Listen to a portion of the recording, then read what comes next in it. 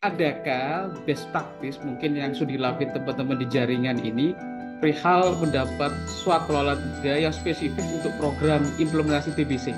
Swaklola tipe 3 merupakan salah satu peluang pendanaan OMS untuk membiayai program organisasi.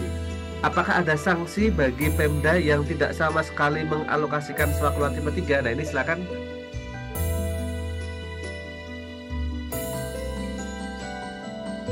Oh baik, selamat siang. Assalamualaikum warahmatullahi wabarakatuh. Kawan-kawan semuanya yang ada di Zoom dan ada yang di Lokadaya sini, selamat siang dan salam sehat. Semoga kawan-kawan di sini makin semangat ya. Ini pertemuan kita yang terakhir, yaitu yang kelima, tapi akhir bukan berakhir. Nah, kita tahu beberapa pekan lalu kita diskusi soal pilar akuntabilitas, visibilitas, dan keberlanjutan. Nah, ini puncaknya teman-teman. Jadi kawan-kawan, hari ini kita akan belajar bareng. Dan di ujung ini kita akan mendiskusikan soal tahapan ruang lingkup dan strategi mengenai swaklola tipe 3. Nah, ini sebenarnya apa ini? Dan bagaimana tantangan kita sebagai OMS untuk bisa mengaksesnya. Kok ada tipe 3? Bagaimana dengan tipe 1, 2, 3, dan 4? Nah, nanti kita bisa diskusi lebih lanjut. Nah, sebelum masuk ke diskusi lebih lanjut, saya kira kawan-kawan nggak perlu perkenalan lagi ya, karena kita tahu di sini sudah Pak Sugi, ada Bang Misran. Nah, untuk Pak Sugi akan fokus pada bagaimana kerangka regulasinya dulu. Nanti sebelum masuk ke praktik baik, lika-liku di lapangan selama bagaimana OMS itu didampingi melalui agenda program Swaklola tipe 3 itu oleh Bang Misran. Nanti praktik bagaimana di lapangan dinamika internal eksternal selama proses itu seperti apa, nanti Bang Misran akan menyampaikan itu. Nah, saya kira itu pengantar singkatnya, dan kawan-kawan silakan nanti kita belajar bareng. Jadi jangan khawatir kawan-kawan, kalau ada pertanyaan atau mungkin ingin apa namanya menanyakan lebih lanjut, merefleksikan lebih lanjut, itu bisa disampaikan baik melalui kolom chat maupun bisa raise hand, nanti kita bisa apa namanya saling ngobrol satu sama lain. Oke.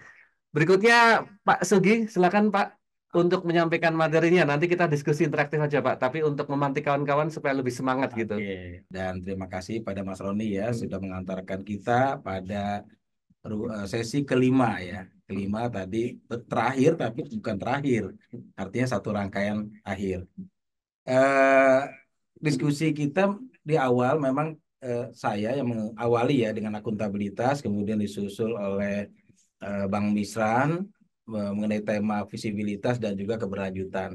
Dan saat ini tema kita adalah swaklola tipe 3.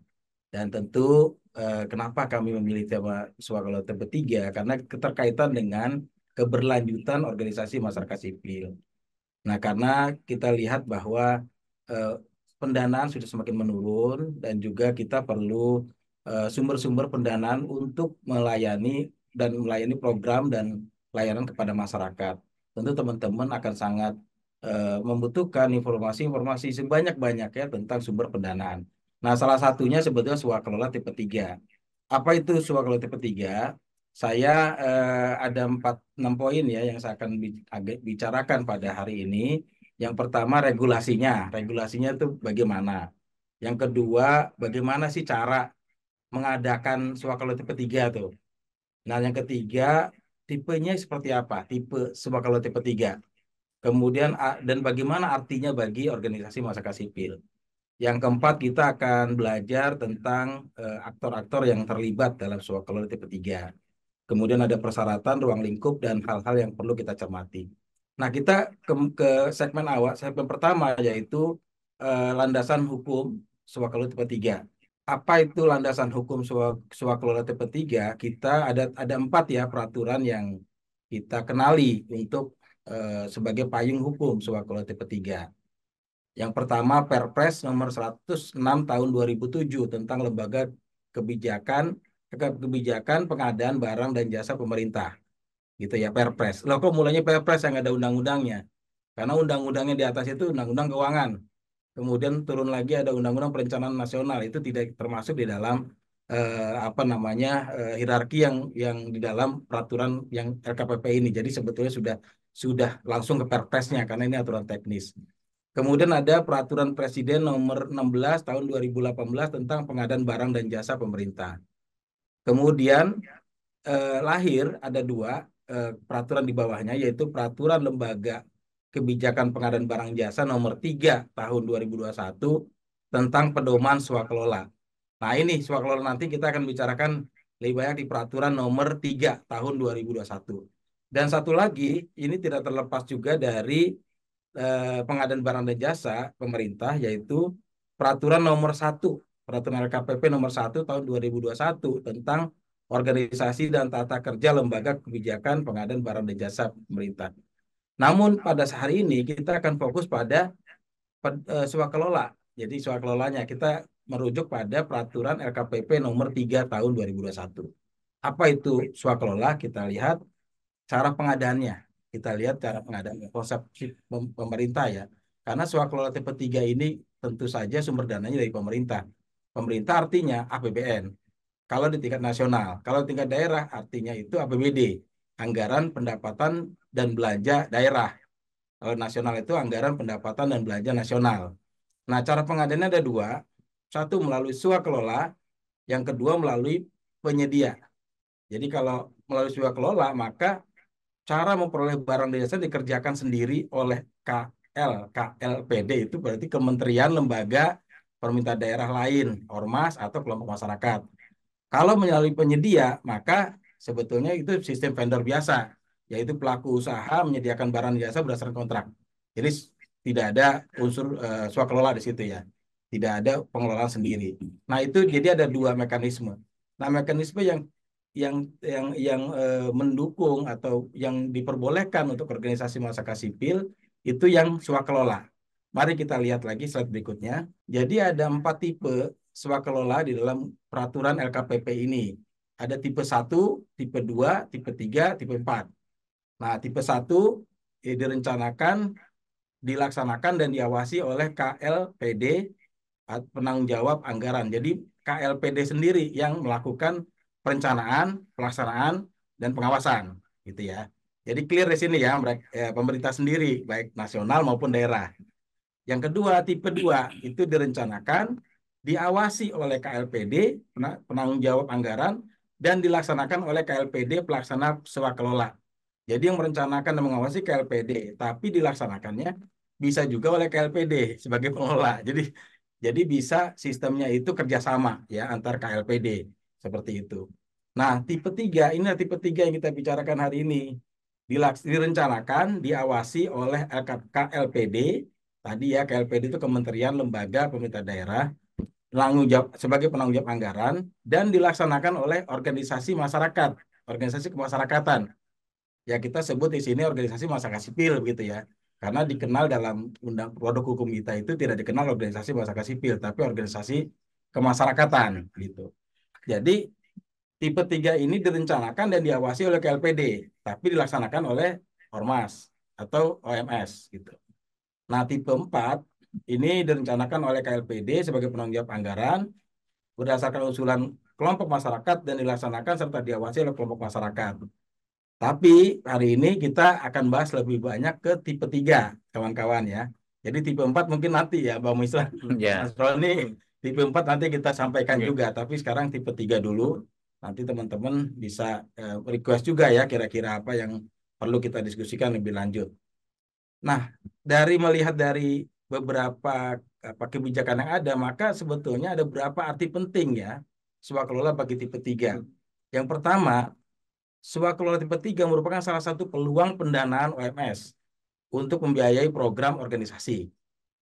Jadi mungkin juga ada yang bilang berarti kita mengikuti agenda pemerintah. Tidak juga kalau kita punya agenda sendiri. Sebagai organisasi masyarakat sipil kita punya agenda dan cocok dengan agenda-agenda pemerintah. Jadi kita bisa memanfaatkan itu sebagai peluang pendanaan untuk membiayai program-program pemberdayaan masyarakat, pemberdayaan perempuan, pemberdayaan usaha, dan lain-lain. Jadi kita bisa bekerja sama atau memanfaatkan peluang pendanaan ini untuk membiayai program-program kerja maupun layanan-layanan kepada masyarakat. Karena organisasi masyarakat kita kenal cukup dekat dengan masyarakat. Jadi perlu pendanaan juga, dan salah satunya ini bisa sebagai peluang. Yang kedua, tapi kita juga mesti sadari bahwa ketika kita mengambil swakelola tipe 3, ini menjadi bagian dari pelaksanaan kegiatan instansi pemerintah. Nah, itu kita mesti sadar dari awal. Jangan sampai nanti kita malah di tengah jalan kok tidak sesuai dengan program lembaga, ya enggak juga gitu. Karena kita sedang melaksanakan kegiatan dari rencana-rencana pemerintah yang tadi sudah disesuaikan dengan program-program organisasi. Jadi sebetulnya di situ ada dialektikanya ya di dalam organisasi. Yang ketiga, skema pendanaan sebuah pola tipe 3 itu bukan dana hibah. Jadi melainkan paradigma baru ya bahwa OMS terlibat dalam vendor. Jadi bukan dana hibah yang begitu saja diserahkan gitu, tidak kemudian apa namanya pelaporan, tapi ini ada sistem lelang, ada sistem vendor ya, penyediaan vendor di tingkat pusat maupun tingkat daerah. Jadi teman-teman di daerah juga bisa gitu, karena di daerah ada APBD, di nasional juga bisa karena di nasional ada APBN gitu. Jadi teman-teman bisa memanfaatkan peluang-peluang ini untuk menambah peluang pendanaan bagi organisasi. Yang keempat, pengelola sebuah kelola sepenuhnya mengikuti indikator capaian yang memang sudah ditentukan oleh pemerintah. Nah, tetapi di sini bukan hanya indikator pemerintah, teman-teman juga bisa memperluasnya ya dengan indikator-indikator teman-teman sendiri, organisasi teman-teman sendiri. Ini caranya, tapi mungkin yang utama adalah indikator yang ditetapkan oleh pemerintah. Karena bagaimanapun dana ini kan dari pemerintah. Jadi itu ya, jadi di sini harus juga titik tekannya di situ. Di sini kita akan mengenali aktor-aktor penting ya di dalam sebuah kelola tipe 3. Tadi kita mengenal ada KLPD ya, kementerian, lembaga, dan juga pemerintah daerah. Nah, diturunkan lagi ketika kita bicara sebuah kelola tipe 3, maka KLPD itu menunjuk ada yang namanya tim pelaksana, ada namanya pengawas, ada namanya PA, KPA, dan ada PPK. Nah, ini sudah mulai bahasa-bahasa teknis gitu ya. Jadi nanti pas ketemu ini PPK apa gitu. Ini PA apa? Nah, ini kita harus mengenali satu persatu. Apa itu tim pelaksana? Nah, tim pelaksana ya, tim pelaksana adalah sebetulnya ditetapkan oleh pimpinan pelaksana sebuah kelola. Ya tadi misalnya ormas. Kalau sebuah tipe 3 berarti kita tim pelaksananya begitu. Nanti kita harus membentuk tim pelaksana yang ditunjuk oleh organisasi tersebut. Kemudian ada tim persiapan dan tim pengawas. Ini biasanya ditetapkan oleh tim PA dan KPA. Oke. Nah, untuk PA, apa itu PA dan KPA gitu. Nah, kita sering dengar ya, PA itu pengguna anggaran. Jadi pengguna anggaran jelas di sini KLPD. Jadi KLPD itu sebagai pengguna anggaran yang nantinya akan memberi kewenangan kepada KPA atau kuasa pengguna anggaran yang merupakan pejabat yang memperoleh surat kuasa dari pengguna anggaran, gitu ya. Jadi KPA itu diberi kekuasaan oleh PA, gitu. Nah, PA biasanya PA garis miring KPA gitu ya, kuasa pengguna anggaran. Jadi punya anggaran siapa? KPA. Jadi per definisi KPA siapa? KLPD gitu, Kementerian Lembaga dan Pemerintah Daerah atau biasanya OPD begitu kan, organisasi pemerintah daerah. Itu ya, jadi ada PA, ada KPA, ada tim pengawas, ada tim pelaksana. Tim pelaksana ya kita dari Ormas atau OMS. Kemudian yang terakhir ada PPK. Nah, PPK panjangannya pejabat pembuat komitmen. Ini adalah pejabat yang diberi kewenangan oleh PA atau KPA untuk mengambil keputusan atau melakukan tindakan yang dapat mengakibatkan pengeluaran anggaran belanja negara atau anggaran belanja daerah. Nah, biasa teman-teman kalau mengambil sebuah kelola tiga, ini akan erat kaitannya dengan PPK. Jadi sampai kontrak gitu ya, dari administrasi sampai kontrak gitu dengan PPK nantinya. Itu kira-kira aktornya. Kalau teman-teman ingin mengakses dana sebuah kelola tiga, ada beberapa syarat ya, yang menurut undang-undang ini dalam peraturannya saya ambil. Yang pertama, berbadan hukum yayasan, gitu ya, atau perkumpulan yang telah mendapatkan pengesahan dari kementerian yang membidangi urusan hukum dan hak asasi manusia. Itu pertama. Yang kedua, mempunyai status valid keterangan wajib pajak berdasarkan hasil konfirmasi status wajib pajak. Yang ketiga, tentu memiliki struktur organisasi atau kepengurusan. Yang keempat, memiliki anggaran dasar dan anggaran rumah tangga. Nah, yang kelima ini mempunyai bidang kegiatan yang berhubungan dengan barang dan jasa yang diadakan sesuai ADART dan dokumen pengesahannya. Nah, selanjutnya teman-teman juga mempunyai personil ya yang dengan keilmuan dan pengalaman teknis menyediakan pengerjaan barang dan jasa yang disuah kelolakan. Nah, yang selanjutnya adalah mempunyai dan menguasai kantor dengan alamat yang benar, tetap dan jelas berupa milik sendiri atau sewa. Jadi nggak perlu milik sendiri ya, sewa juga bisa gitu. Jadi kalau sekarang masih ngontrak sih bisa. Jadi ada di sini ketentuannya begitu. Kemudian dalam hal calon pelaksana swakelola akan melakukan kemitraan, harus mempunyai perjanjian kerjasama kemitraan yang memuat tanggung jawab masing-masing yang mewakili kemitraan tersebut. Jadi mempunyai, misalnya kita ada kemitraan, nanti Bang Misran bisa ini ya, bisa menceritakan strategi-strateginya itu bagaimana bermitra. Nah itu memuat tanggung jawab masing-masing kemitraan. Jadi masing-masing kemitraan itu jelas peran dan tanggung jawabnya. Itu kira-kira persyaratan swakelola ketiga. Selanjutnya saya akan bicarakan tentang ruang lingkup. Ruang lingkupnya seperti apa? Tadi sudah aktornya, sudah persyaratannya. Sekarang ruang lingkupnya swakelola ketiga. Paling enggak kita ada tiga ruang lingkup ya. Satu ruang lingkup perencanaan, kedua ruang lingkup pelaksanaan, dan ketiga ruang lingkup pengawasan. Jadi dalam perencanaan biasanya itu PPK melakukan koordinasi persiapan swakelola tipe 3 setelah penetapan DIPA atau DPA dengan perhatikan penetapan sasaran yang ditetapkan oleh DPA dan KPA. Tadi saya diskusi dengan Bang Misran ada di sirup ya. Di sirup mungkin bisa dilihat. Di situ sudah ditetapkan DIPA. Apa itu DIPA?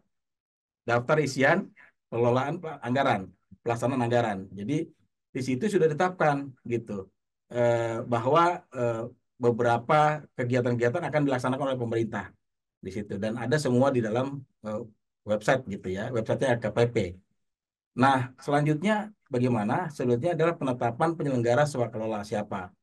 Kemudian nanti ada PA atau KPA, tadi ya kita ingat ya, ada kuasa pengelola anggaran, penanggung jawab anggaran menetapkan penyelenggara swakelola terdiri dari tim persiapan dan tim pengawas swakelola atas usulan dari PPK.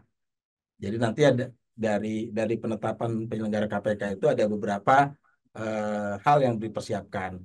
Kemudian ormas atau ormas yang mengajukan swakelola tipe 3 itu menetapkan tim pelaksananya siapa. Jadi dari pemerintah, dari KLPD mempersiapkan melalui PA dan KPA, dari tim si ormas ini juga mempersiapkan siapa yang menjadi tim pelaksana. Begitu. Kemudian baru membuat rencana kegiatan jadwal pelaksanaan, review spesifikasi dan lain-lain, baru kontrak swakelola tipe 3. Begitu. Jadi urut-urutannya ujung dari perencanaan persiapan itu kontrak. Jadi teman-teman kalau belum pegang kontrak itu berarti belum sampai ujung gitu dalam perencanaan. Kadang-kadang ini dicari-cari ya, kontraknya nggak ada tapi sudah jalan. Nah ini mesti hati-hati gitu ya. Karena ujung dari persiapan itu kontrak. Teman-teman harus pegang kontraknya dengan jelas. Pegang dokumennya gitu. Kalau belum, jangan jalan dulu gitu. Ini baru sampai tahap perencanaan dan persiapan. Masuk kepada tahap pelaksanaan. Dalam pelaksanaan ini tentu yang melaksanakan organisasi masyarakat sipil ya. Teman-teman gitu. Organisasi yang tadi berbadan hukum yayasan atau berbadan hukum perkumpulan. Melaksanakan yang pertama, tahap pertama melaksanakan swakelola sesuai jadwal, kemudian menyusun laporan penerimaan dan penggunaan tenaga kerjanya. Ini pakai bahasa-bahasa di APBN dan APBD ya, penggunaan tenaga kerja gitu sebagai sarana dan peralatan material bahan. Kemudian tim pelaksana menyusun laporan swakelola dan dokumentasinya, kemudian melakukan pembayaran, PPK ya, PPK melakukan pembayaran pelaksanaan swakelola. Jadi PPK nanti akan membayarkan itu. Jadi PPK itu tadi pejabat pembuat komitmen gitu ya. Nah, terus yang terakhir adalah tim pelaksana melakukan serah terima pekerjaan swakelola kepada PPK. Jadi bukan dengan PA langsung ya, tapi PPK yang ditunjuk oleh PA dan KPA. Nah ini pelaksanaan jadi ujung pelaksanaan adalah serah terima pekerjaan swakelola tipe 3 kepada PPK. Jadi kalau udah serah terima itu berarti pelaksanaan dari swakelola tipe 3 itu selesai. Gitu ya. Selesai dan tentu ada surat ya, surat closing gitu ya. Acara. Surat ya selesai bahwa selesai apa vendor namanya apa Bang? Berita acara. Berita acara. Nanti ada berita acaranya gitu. Nah, itu pelaksanaan. Dan yang terakhir pengawasan. Ini pengawasan ini tahap penting ya. Ada tim pengawas tadi di awal tadi yang kalau dalam swakelola tipe 3 adalah KLPD yang ditunjuk. Yang menunjuk KLPD ya. Jadi dia melaksanakan tugas pengawasan administrasi, teknis, dan keuangan sejak persiapan, pelaksanaan, dan penyerahan hasil pekerjaan. Jadi dari mulai perencanaan tadi, persiapan, kemudian pelaksanaan, diawasi terus tuh dari awal sampai akhir. Untuk apa? Untuk satu, mengecek dan mengukur kemajuan dari pelaksanaan swakelola. Dia akan ngecek tuh kemajuannya sampai di mana, teman-teman melakukan kerjaan ini sampai di mana begitu. Dia eh, berkewajiban untuk mengecek. Yang kedua, menganalisis status perkembangan swakelola, dan ketiga, mengambil tindak lanjut terhadap kejadian, isu-isu, dan kesempatan dalam menyelesaikan swakelola. Nah, dalam unsur pengawasan ini sebetulnya selain pengawasan dalam swakelolanya, juga ada pengawasan dalam proses. Nah, kalau dalam proses biasanya di dalam website LKPP ada pengaduan masyarakat. Jadi teman-teman juga bisa melakukan pengawasan-pengawasan tersebut yang ada di channel-channel disediakan oleh negara ya. Jadi itu juga bisa dilakukan sebagai bentuk pengawasan untuk sebuah pengelola tipe 3 selain pengawasan yang dilakukan oleh tim pengawas. Jadi tapi mekanismenya berbeda karena itu pengaduan masyarakat. Ini tim pengawas ditunjuk oleh KLPD. Begitu kawan-kawan untuk ruang lingkup. Jadi kita sudah membicarakan perencanaan, pelaksanaan, pengawasan. Lanjut. Jadi ada beberapa hal yang perlu dicermati dalam hal ini ketika kita mengakses dana swakelola tipe 3. Yang pertama, perhatikan kelengkapan data portofolio dan pengalaman kerja. Ini berguna bagi kawan-kawan ketika nanti pas proses bidding, proses pengajuan. Jadi ini betul-betul harus diperhatikan portofolionya dan pengalaman kerja, karena itu akan jadi penilaian nantinya. Yang kedua, perhatikan ketentuan kriteria evaluasi dalam pemilihan pelaksana swakelola. Jadi apa yang dievaluasi nanti? Nah, teman-teman di situ perlu perhatikan betul dan eh, eh, berupaya untuk kemudian melengkapi ya apa yang menjadi kriteria evaluasi tersebut. Kemudian yang ketiga, penyusunan RAB, rencana anggaran biaya, dengan komponen biaya sesuai kebutuhan dan dilengkapi dengan data dukung yang memadai. Jadi RAB-nya juga komponen biayanya itu sesuai dengan kebutuhan. Itu biasanya akan ada dicek lagi ya, diverifikasi lagi oleh tim. Biasa PPK yang melakukan itu. Kemudian penyusunan RAB memperhitungkan biaya pendukung pelaksanaan swakelola. Ya, eh, jangan sampai lupa juga ya, dia nanti ada misalnya narasumber, ada apa namanya biaya penyelenggaraan rapat, expo, seminar, itu jangan lupa juga. Kadang-kadang kegiatannya tok gitu, tapi nggak ada pendukungnya. Nanti teman-teman repot sendiri karena nggak lengkap gitu loh pengajuan kegiatannya gitu. Nah, ini juga harus dipertimbangkan. Yang kelima, mekanisme pengadaan melalui penyedia oleh pelaksana swakelola. Mekanisme pengadaannya juga perlu dilihat betul seperti apa supaya kita bisa ikuti gitu. Yang keenam, pengelolaan aspek administratif, pelaporan dan pertanggungjawaban kepada pelaksana swakelola. Yang ketujuh, penyusunan rancangan kontrak yang detail dan jelas. Nah, ini tadi. Jadi kita bicara kontrak tadi ya, di perencanaan dan persiapan. Ujungnya kan kontrak. Nah, kontrak tersebut harus detail dan jelas, terutama pengaturan mengenai tahapan pencairan serta persyaratan pengajuan. Jadi teman-teman ketika membuat kontrak, lihat dulu pencairan kapan gitu ya. Terus persyaratannya udah cocok belum? Kalau sudah sesuai, lanjut jalan gitu. Jadi jangan terima kontrak, tanda tangan terus sudah gitu. Nggak dilihat lagi. Kadang-kadang di sini terjadi miss ya. Banyak terjadi miss di sini. Nanti prakteknya bisa diceritakan Bang Misran. Yang kedelapan, koordinasi dengan tim pengawas atau tim PPK secara rutin. Nah, PPK tadi kan punya peran penting ya dalam pelaporan, dalam pelaksanaan. Jadi memang koordinasi itu harus dibangun juga dengan PPK. Demikian presentasi dari saya. Semoga kita lebih mengenal kerangka regulasi ya sebagai ketiga, ruang lingkupnya, kemudian juga hal-hal yang perlu diperhatikan, kemudian juga aktor-aktornya. Jadi kita kenal ya ada PA, KPA, PPK, tim pengawas, tim pelaksana. Jadi kita tahu, kemudian kita bisa mengakses itu. Dan tentu ini salah satu peluang bagi OMS untuk bisa menambah ya resource yang ada di organisasi masyarakat sipil. Itu dulu Mas Roni, terima kasih. Silakan. Assalamualaikum warahmatullahi wabarakatuh. Waalaikumsalam warahmatullahi wabarakatuh. Baik, terima kasih Pak Sugi. Tadi telah memberikan satu kerangka regulasi dan bagaimana istilah-istilah tadi itu kawan-kawan yang penting diinternalisasikan dulu kawan-kawan.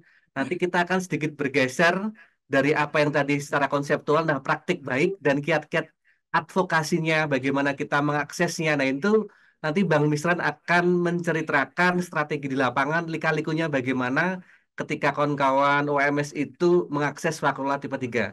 Nah, selanjutnya Bang Misran, silakan Bang untuk menyampaikan praktik Iya, baiknya selama proses itu. iya, makasih apa namanya Mas Sugi ya tadi Iya. itu kerangka hukum yang disebut dengan normatif ya atau Hmm. normanya Normanya. normanya. Ideal. Nah, kondisi idealnya dalam praktek sebuah norma itu tentunya kita melihat juga bagaimana challenge ya tantangan-tantangan yang mungkin dihadapi nggak semudah itu tentu apa namanya proses ini gitu ya dan itu terjadi dalam semua norma-norma yang lain juga ya sebuah undang-undang kan kalau diterbitkan lalu kemudian pada saat pelaksanaan multitafsir kemudian belum lagi apa namanya kerangka peraturan turunan di masing-masing kementerian dan sebagainya. Nah, ini yang penting untuk kita lakukan sekaligus juga menjawab tadi, bukan menjawab, menambahi yang disampaikan Mas Sugi tadi. Kalau kita melihat swaklola sekarang, itu ya, yang sudah ada DIPA-nya, itu benar kita melaksanakan apa yang sudah menjadi keputusan atau menjadi agenda di pemerintah. Kita hanya sebagai mitra eksekutor gitu ya. Jadi mitra pelaksana ya, mitra pelaksananya. Mungkin saja konteksnya sesuai ya, bisa saja faktor kebetulan sesuai dengan isu yang saat ini kita lakukan atau isu yang terjadi di masyarakat. Bisa jadi juga isunya tidak benar-benar relevan ya dengan isu yang ada di masyarakat gitu. Nah, itu bagaimana supaya isunya ini relevan kan gitu ya atau sesuai dengan konteks di masyarakat atau konteks dalam isu lembaga kita atau bagaimana agar isu kita yang ada di dalam anggaran itu nah itu nanti ada beberapa hal yang mungkin akan menjadi kita lakukan tapi kita berangkat dulu dari mengenali dulu bahwa proses ini tidak dilakukan dalam banyak rencana ya bersama ya tidak hanya individu lembaga dan sebagainya bahwa kehadiran dari tambahan regulasi swakelola ini atau satu tipe ini, ya, tipe 3 ini, itu juga bagian dari kerja keras kita juga semuanya. Jadi civil society ya mendorong agar ada peluang bagi organisasi masyarakat juga bisa mengimplementasikan apa yang menjadi agenda pemerintah. Kalau selama ini mungkin vendor itu selalu dikenal yang namanya industri atau perusahaan ya, baik yang berbadan hukum PT, CV, ya, atau yang lainnya, tetapi yang berbadan hukum yayasan, perkumpulan barangkali belum menjadi vendor kecuali mendapatkan bantuan hibah atau bantuan sosial atau bansos. Tapi kerangka inilah akhirnya yang bisa kita lakukan dan itu proses advokasi. Nah, setelah kita selesai dalam konteks advokasi, maka langkah berikutnya adalah bagaimana kita melakukan komunikasi agar apa yang sudah dituangkan di dalam regulasi, yaitu mulai dari peraturan presiden, lalu kemudian ada peraturan LKPP, lalu kemudian ada peraturan di tingkat masing-masing menteri atau pemerintahan daerah dalam melaksanakan swaklola tipe 3 ini, maka penting bagi kita untuk melakukan dialog, melakukan komunikasi.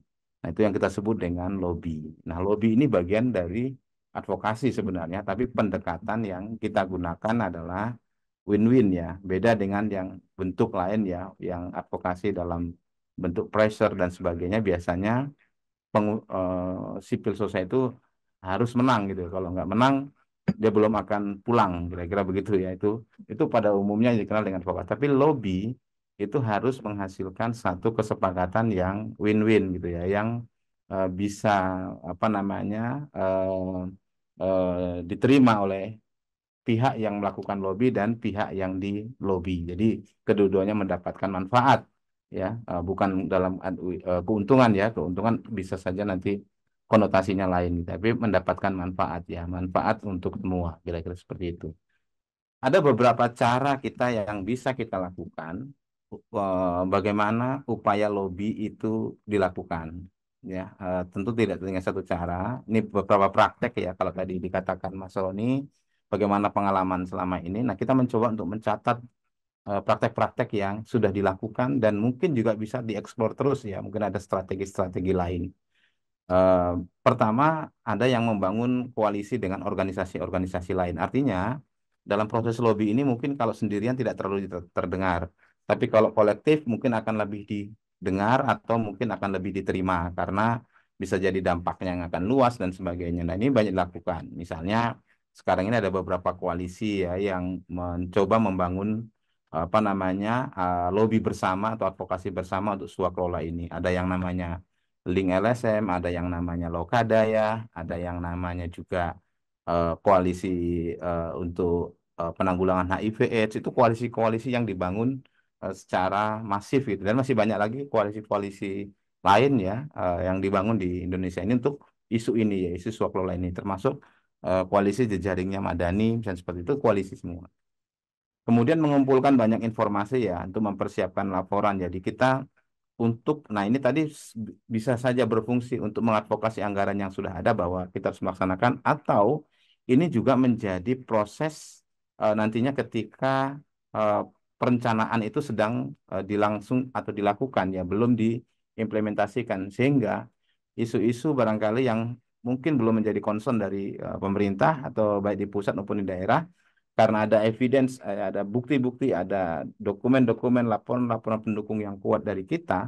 Nah, kita mengadvokasinya tidak hanya bagaimana mengakses pendanaan, tetapi juga bagaimana isunya masuk di dalam rencana pembangunan pemerintah, ya baik rencana pembangunan di tingkat pusat maupun di tingkat daerah. Nah, kemudian ada mempersiapkan pengamat atau pembicara ahli, ini perlu diplomasi ya, artinya kalau negara itu selalu punya diplomat untuk komunikasi dengan negara-negara lain.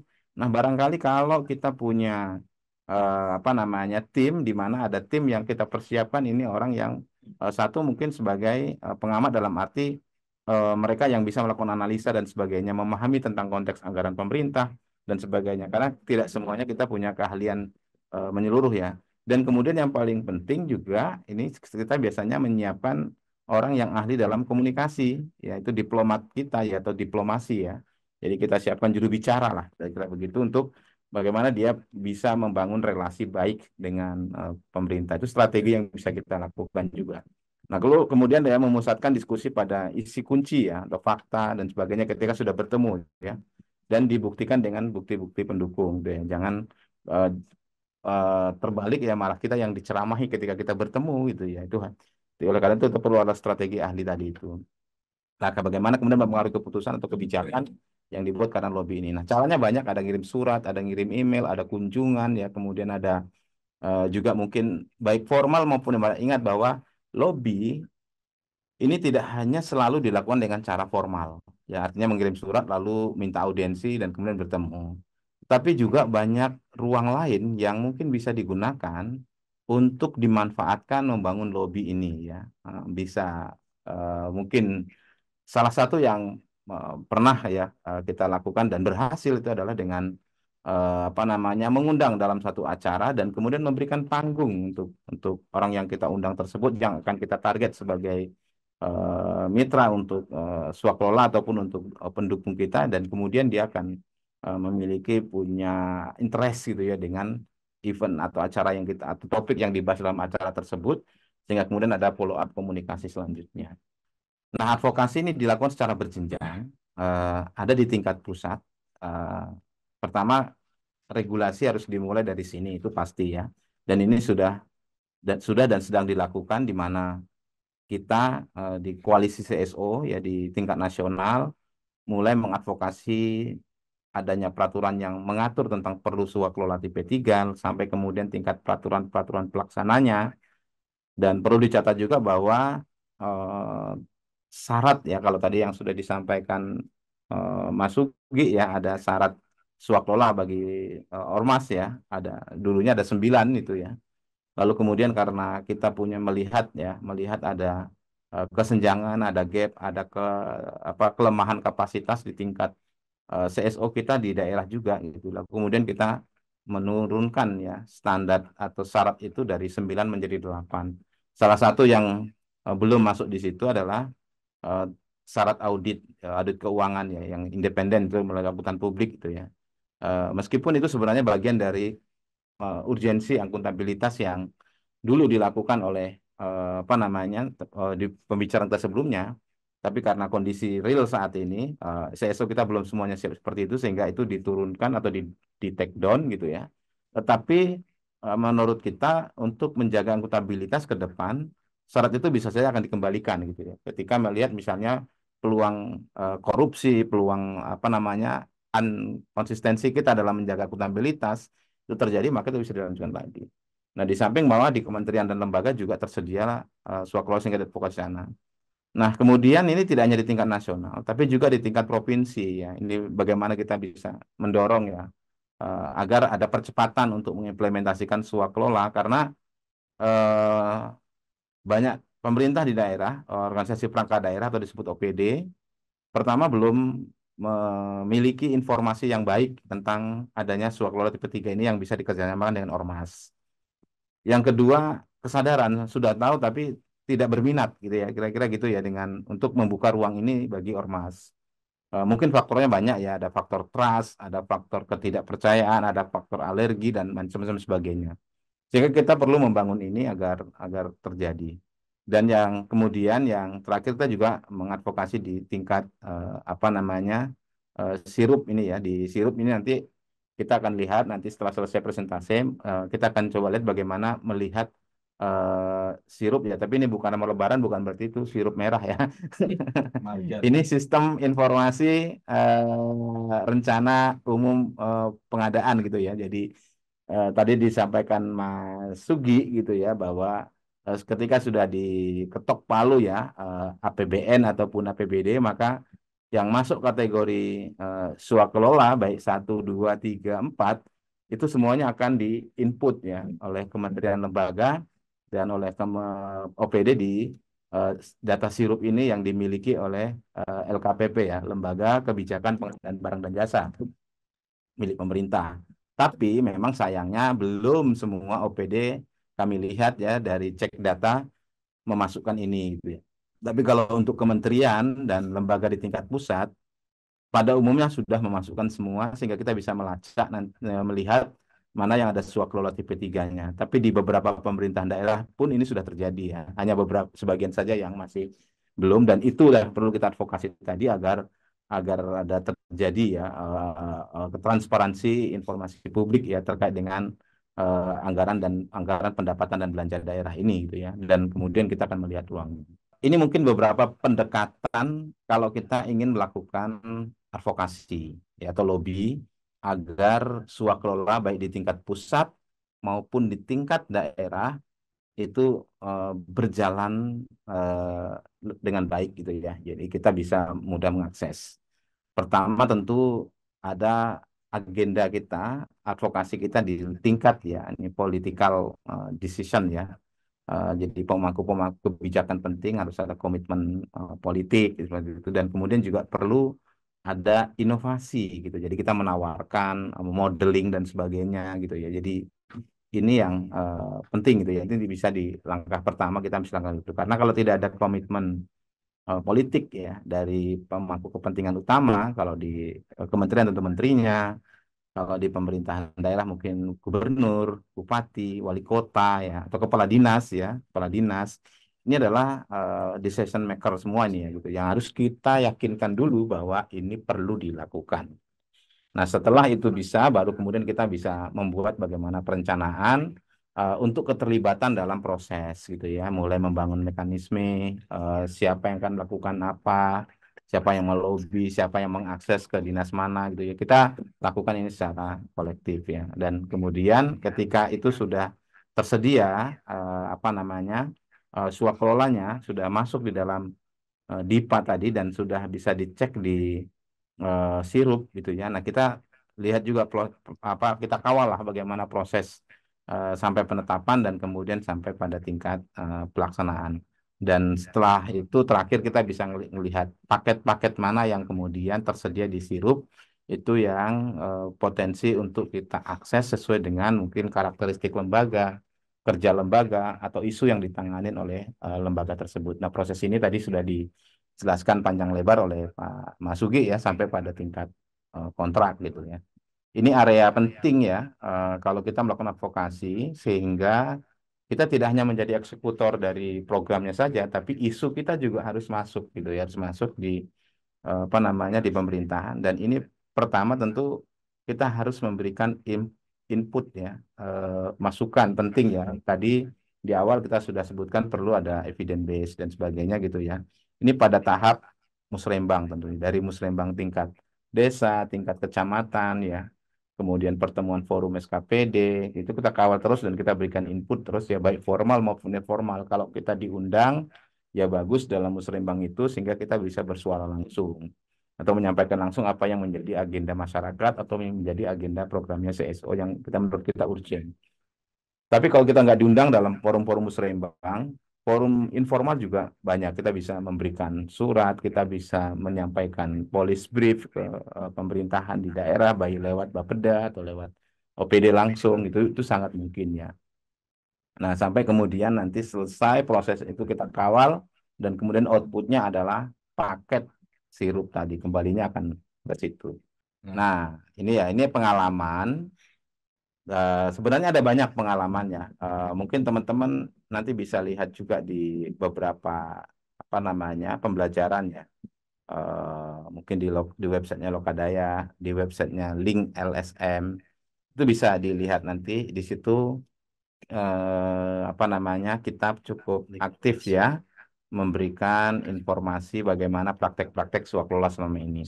Tapi saya ingin memberikan dua contoh saja. Yang pertama, ada lembaga yang model A ya, ini advokasi mikro. Artinya kita melakukan advokasi untuk mengakses secara mandiri ya seindividu lembaga, bagaimana kita bisa mendapatkan satu paket atau paket dari swaklola itu. Nah, ini contoh yang dilakukan oleh lembaga di Kediri ya, namanya Suar.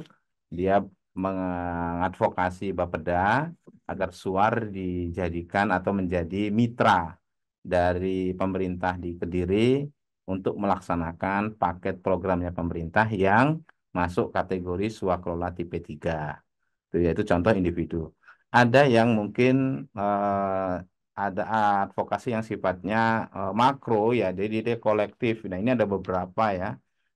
Saya kasih misalnya ada 2 di Makassar, ada di Lebak ya, Lebak Banten. Nah, di Makassar ini teman-teman Yasmib yang masuk dalam jaringan kita juga, dia melakukan advokasi di tingkat Bapeda, mulai dari mengkonsolidasi dengan kawan-kawan CSO itu yang ada di Makassar, lalu kemudian melakukan upaya lobby dengan Bapeda agar pertama program-program yang selama ini masuk di pemerintah, di masyarakat atau di CSO itu bisa diintegrasikan ke rencana pembangunan daerah Makassar, dan kemudian ada ruang bagi CSO untuk bermitra melalui mekanisme atau skema swaklola tipe 3, dan itu cukup berhasil juga teman-teman di Makassar. Kemudian pemerintah terbuka untuk melakukan advokasi apa namanya memberikan ya program yang mekanismenya adalah swaklola tipe 3. Ada yang berbeda lagi, sedikit berbeda dengan teman-teman PPSW di Lebak. Nah, ini dimulai dengan menyadarkan di tingkat Kesbang ya, Kesbangpol. Kenapa di tingkat Kesbangpol? Karena Kesbangpol salah satu atau lembaga di pemerintah di tingkat daerah yang memiliki identifikasi, yang memiliki data ormas gitu ya, dan kemudian biasanya menjadi rujukan bagi OPD-OPD lain. Nah, untuk menghindari adanya OMS ya atau ormas yang tidak berintegritas gitu ya, kalau kita sebut dengan pseudo LSM gitu ya, jadi LSM abal-abal lah bahasa masyarakat awamnya gitu, dengan LSM yang berintegritas tadi yang seperti kita ini gitu ya, sehingga itu seringkali menjadi stigma negatif gitu ya, karena LSM ada stigmanya negatif di daerah ya, terutama ya paling banyak gitu ya.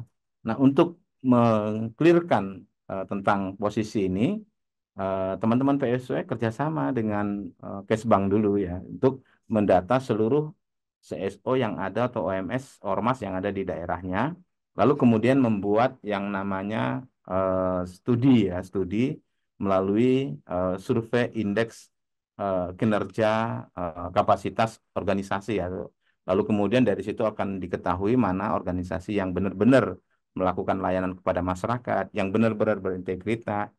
Itu akan ketahuan. Lalu kemudian data itu dilegalkan, maksudnya disahkan oleh Kesbang sebagai data pemerintah untuk menjadi rujukan bagi OPD-OPD di daerahnya yang ingin bermitra dengan ormas gitu. Itu cukup bagus juga, seperti artinya kita advokasi di tingkat program, mengadvokasi di tingkat anggaran, tapi juga mengadvokasi terhadap organisasi masyarakat sipilnya gitu ya, supaya ketika nanti programnya ada malah jatuhnya bukan ke lembaga-lembaga yang barangkali tidak punya integritas hanya karena kedekatan politik atau kedekatan tertentu ya, sehingga mudah akses, sementara yang mengadvokasi yang punya integritas malah tidak bisa bermitra gitu. Ini beberapa cara ya atau strategi yang dilakukan oleh teman-teman bagaimana mengadvokasinya. Oke, mungkin itu ya apa namanya sekilas ya bagaimana pengalaman-pengalaman cara mengadvokasi atau bagaimana pengalaman kita untuk percepatan implementasi SWOT Low TP3 ini di tingkat kementerian maupun di tingkat pemerintahan daerah. Saya kembalikan kepada Bung Roni. Oke, baik. Terima kasih banyak Bang Misran. Tadi soal cerita kiat-kiat advokasi, bahkan juga strategi komunikasinya, bagaimana kita bisa mendekati SWOT tipe 3 itu dijelaskan secara api oleh Bang Misran. Nah, ini saya kira membuka pertanyaan-pertanyaan baru kawan-kawan ya. Kalau kita kelas balik kemarin, pertemuan pertama kita bicara soal kemudian visibilitas, kemudian bicara soal akuntabilitas, keberlanjutan, lalu kawan-kawan ada yang tanya kemarin, nah, bagaimana kita bisa survive bahwa ketika satu program OMS sudah berakhir, nah bagaimana kita bisa terus berlanjut? Itu bukan hanya soal bagaimana kita mempertahankan program, melainkan juga visi misi organisasi. Nah, ini saya kira diversifikasi pendanaan salah satunya Swakloa tipe 3 ini terbuka luas ternyata kawan-kawan. Nah, ini saya kira kawan-kawan silakan jika ada pertanyaan, mungkin ada pengalaman, barangkali kawan-kawan di sini juga ada yang pernah mengakses Swakloa tipe 3 juga silakan bisa bercerita. Praktik baik selama pengaksesan itu seperti apa. Nah, ini terbuka forum kita belajar bareng kawan-kawan. Jadi, saya kira pusat pengetahuan bukan hanya ada di sini, melainkan di kawan-kawan semua. Silakan. Tapi mungkin Bung Roni kalau Hmm. ada teman-teman yang barangkali masih belum pernah ya, kalau yang Ya, sudah ya. pernah ya bagus bisa bantu. Hmm. Kalau yang belum pernah barangkali bagaimana melihat Swakloa TP ini di pemerintah, Hmm. mungkin Mas Anton bisa bantu untuk tampilkan tentang contoh bagaimana kita bisa melihat ya Hmm. data Swakloa TP itu di sirup tadi itu. Oh ya. Ya, kita boleh perkenalkan nggak apa-apa. Silakan Mas Anton mungkin. Biar ada gambaran. Ya, biar ada gambaran. Jadi teman-teman, pertama mungkin teman-teman bisa lihat ya brosur atau apa browser Kak? Brosur browser ya itu langsung klik misalnya websitenya sirup.lkpp.go.id. Nah, tampilan pertamanya akan seperti ini. Teman-teman nggak usah khawatir kalau memang yang belum pernah mungkin langsung balik karena harus ngisi data. Anda ini hanya yang mengisi data ini itu hanya untuk mereka dari OPD karena mereka harus memasukkan data. Tapi kalau info publik kita bisa langsung lihat misalnya di jendela-jendelanya itu ya namanya ya. Di situ kan ada apa ya, ada jendela rekap, ada jendela cari paket, panduan ya. Itu semua bisa diinformasikan termasuk berita, mungkin ada info-info dan mungkin file-file yang bisa di-download. Nah, kita mau ke ini aja, cari paket coba ya. Jadi kita lihat mau Swaklola coba ya. Nah, ini ada Swaklola, tuh ya Swaklola. Kita klik di situ, lalu akan muncullah seperti ini. Nah, di sini ada informasi pencarian gitu kalau mau cari cepat ya, apa kata kunci ya biasanya ya, kata kunci ya. Tapi saya nggak pakai kata kunci, saya langsung ini. Ini di sini ke bawahnya kita lihat fiturnya dulu ya. Di situ ada data KLPD gitu ya. KLPD itu artinya kementerian, lembaga, dan pemerintah daerah. Artinya nama semua kementerian, nama semua lembaga pemerintah, dan nama pemerintahan daerah itu provinsi, kabupaten ada di situ. Dan itu nanti kalau diklik ya, lihat semua itu pasti akan muncul ya, muncul banyak data. Tapi nanti dikliknya, udah diklik ya, oke nggak apa-apa. Nah ini kan dikliknya banyak ya. Kita akan lihat terus ke bawah dulu ya, Mas. Jangan dibuka dulu itunya ya. Nggak, tutup dulu Mas Anton.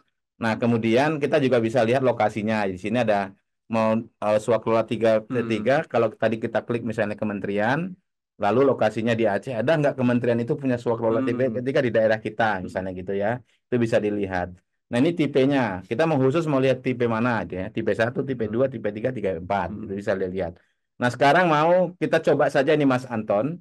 Coba saya mau yang ke Kementerian KPPA saja, Kementerian Pemberdayaan Perempuan. Kita klik lihat semua di situ di KLPD-nya. Cari Kementerian Pemberdayaan Perempuan, Perlindungan Anak. Ya, itu klik, oke. Itu kemudian di close. Nah, itu muncul semua yang punya kementerian gitu ya. Tadi sudah diklik kayaknya yang tipe 3 ya, swaklola tipe sudah diklik ya. Kalau kita klik sampai tipe 1 pun bisa ketahuan, tapi kita tipe 3 saja. Nah, di sini akan kelihatan ya, misalnya paket itu ya, paket nomor 1 itu eh, saya daerah yang diberikan BIMTEK ya, dan supervisi ya tentang eh, pelaksanaan kebijakan partisipasi masyarakat dalam PAKK itu pelindungan anak kebutuhan khusus gitu ya, itu ya PKK.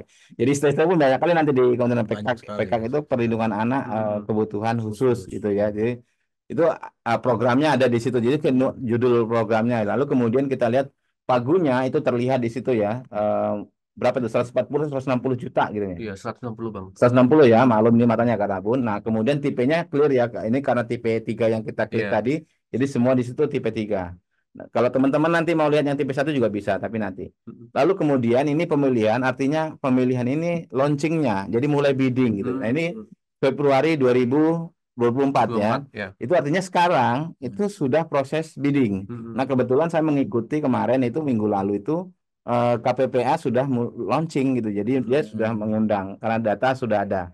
Dan itu bukan data nepotisme karena datanya juga diminta dari banyak lembaga kemarin itu ya. Mungkin saja kok kami nggak tahu gitu kan. Ya mungkin karena belum teridentifikasi oleh mereka karena tentu cukup banyak ya lembaga yang tidak diketahui oleh semuanya. Nah, supaya kita ketahui semuanya maka perlulah berjejaring seperti Lokadaya nanti mungkin melobi mana kementerian mana gitu ya atau di kawan-kawan di daerah juga bisa. Kalau nanti ada bidding kami diundang sehingga kami tahu misal mekanismenya. Nah, itu sebagai contoh ya. Kemudian di situ ada KLPD itu kementerian jelas Kementerian PPPA. Lalu ada satuan kerja atau bidang di bawah dari kementerian itu. Di sini berarti kewenangannya itu programnya ada di Deputi Bidang Pemenuhan bukan Perlindungan Khusus Anak atau Deputi PKA gitu ya. Nah, kita untuk lebih kenal itu makanya kita katakan kita nggak hanya melihat ini. Nah, strategi lobby kita saya sampaikan, kita lihat di Deputi PKA ini, Perlindungan Khusus Anak ini. Kita buka sendiri websitenya mereka, siapa deputinya, kira-kira begitu ya. Kalau saya begitu, strategi saya. Oke, saya bisa kenal nih. Langsung dilihat di website Deputi, misalnya ini kan Deputi PKA, oh itu Pak Nahar, kan gitu ya. Siapa saja ini kemudian nanti di Deputi PKA itu dia di satuan mana? Artinya siapa asisten deputi?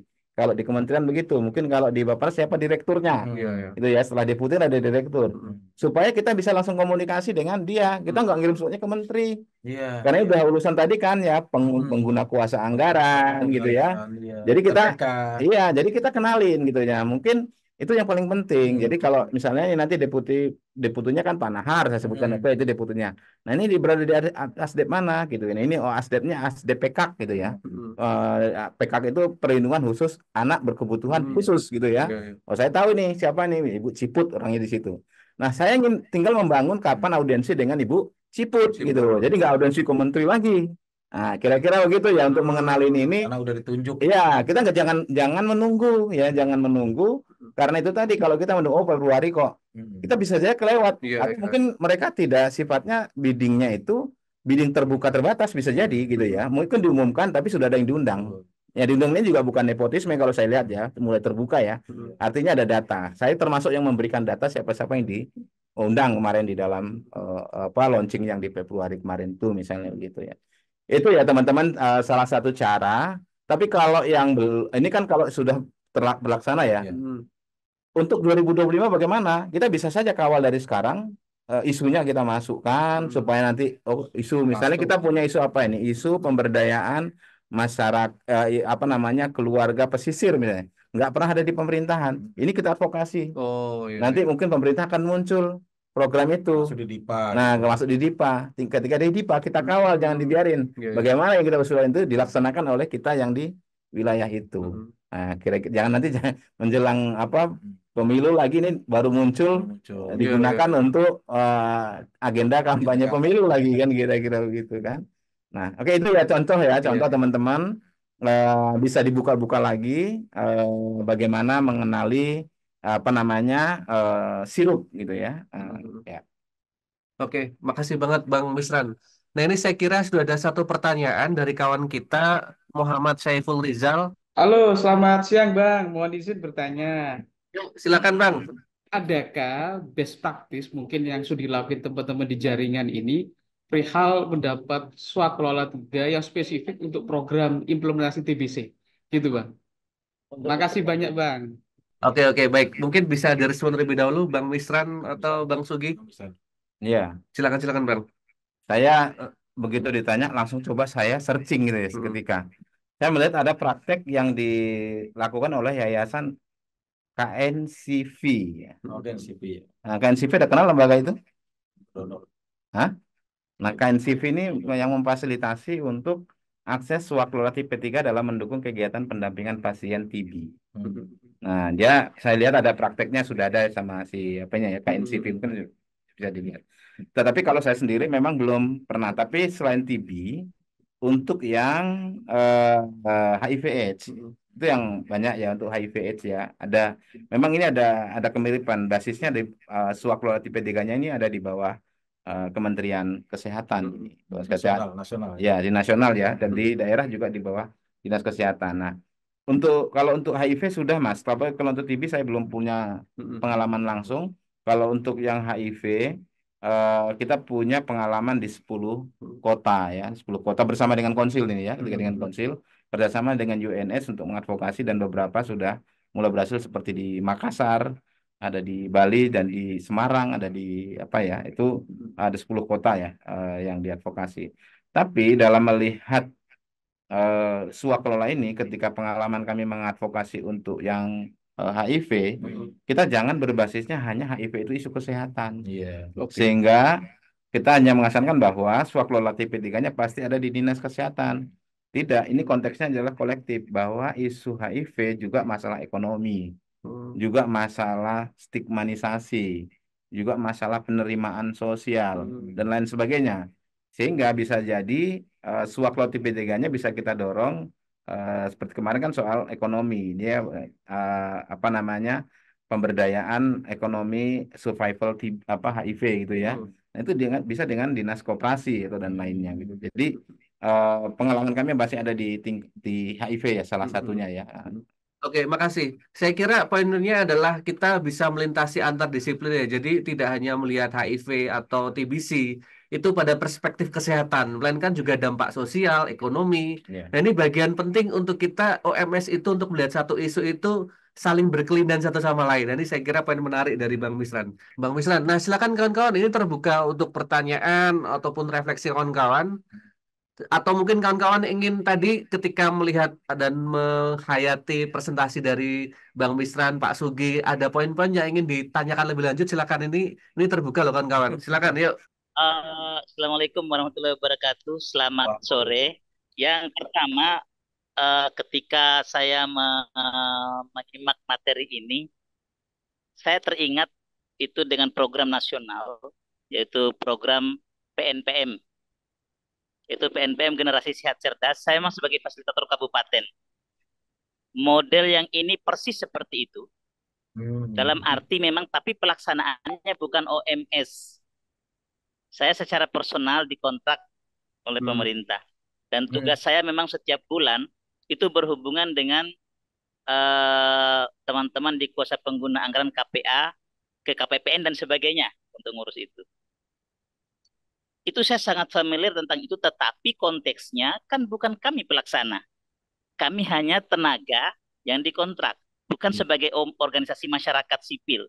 Yeah. Nah, ketika masuk organisasi masyarakat sipil mengakses dana seperti itu sebenarnya kan murni dana pemerintah, yang juga ada dalam target pencapaian dalam perencanaan pemerintah sendiri. Iya. Tadi juga di materi pertama tadi saya membaca bahwa untuk tipe ini kita mengikuti perencanaan dan target tujuan dari pemerintah. Iya, Kita tidak bisa berbuat banyak di situ. iya. Nah, seperti ini kan agak sedikit gimana ya? Pertama, kalau perasaan saya, kita hanya OMS kita untuk melaksanakan rencana-rencana pemerintah tanpa tidak terlalu berdaya membuat semacam manuver-manuver untuk memperluas target atau apa dampak dan sebagainya. Kemudian yang kedua, sepertinya ada teman-teman saya yang sering menyampaikan bukan pameo ya, ucapan selama ini ketika mereka mengerjakan program pemerintah itu adalah LSM plat merah. Pelat merah. Saya hanya ya. mau minta tanggapan dulu dari abang berdua tentang ini. Iya, iya. Ya, bagaimana nih Bang? Oke, makasih banget Ya, Bang terima Zainal. kasih. Ya, Oke, ya. sama-sama. Saya kira ada 2 poin ini soal, mungkin pertama soal LSM plat merah dulu ya. Pertama, kedua Iya.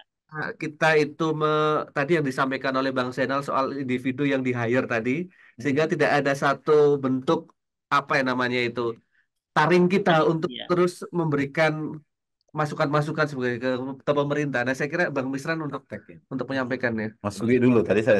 Mas Sugi Atau mungkin. Oke, Bang Sugi silakan. Siap, siap. Saya nanti nambahin Ya, aja. memang ini sebetulnya salah satu peluang ya. Peluang ini kan sifatnya karikatif. Bisa kita ambil, bisa tidak. Tapi ini sebuah peluang. Ya, kita membaca peluang, artinya kan bisa aja dia sesuai dengan misi dan visi lembaga kita. Nah, gitu kan. Jadi memang kalau tidak sesuai ya kita perjuangkan, ada proses advokasi dan lobby gitu ya. Tadi ada proses musrenbang dan lain-lain sampai ke penetapan DIPA. Tapi kalau memang sesuai kan sebetulnya juga kalau sesuai agenda kan kita bisa jalankan. Artinya eh, di situ tidak merasa kemudian kita berbeda dengan pencapaian kita ya. Memang secara ofisial, secara resmi ini program pemerintah gitu ya yang harus dijalankan. Tetapi bagaimanapun kan sebetulnya ini suatu peluang yang bisa dimanfaatkan tanpa kemudian eh, kita mengorbankan idealisme kita gitu ya. Kemudian ada intervensi di situ. Saya pikir dalam praktek-prakteknya belum ada yang intervensi jenis itu ya. Artinya ini kerjasama memang betul-betul kerjasama program gitu.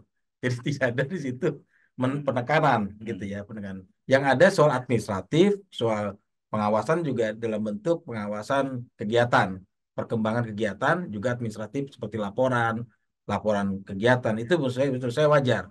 Tetapi kalau masuk pada intervensi gitu ya, intervensi untuk politik tertentu mungkin kita akan tolak ya. Tetapi dalam hal ini bisa kita terima, bisa tidak tergantung dari boleh dan tidaknya mandat dari organisasi. Kadang ada organisasi yang tidak mau, memang betul-betul dari pemerintah tidak mau.